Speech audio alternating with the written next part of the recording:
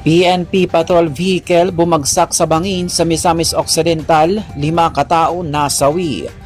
5 katao ang kumpirmadong nasawi matapos mahulog sa malalim na bangin ang isang police patrol vehicle sa barangay Napangan nitong Pebrero 13, 2025. Kinilala ng mga otoridad na kabilang sa mga nasawi ang 4 na pulis at isang empleyado ng Provincial Tourism Office.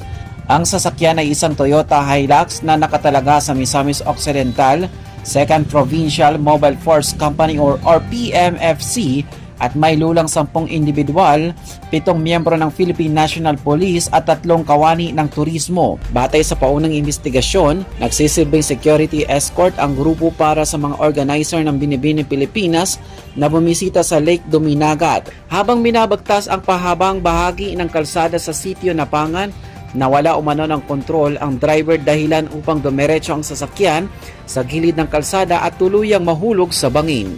Dahil sa lakas ng impact, malubhang napinsala ang patrol vehicle. Naging mahirap ang rescue operation dahil sa matarik na terrain at pabago-bagong kondisyon ng panahon sa lugar. Sa tulong ng mga responding police at residente, agad na naisugod sa ospital ang 5 iba pang kasakay na nakaligtas ngunit nasa kritikal na ng kondisyon.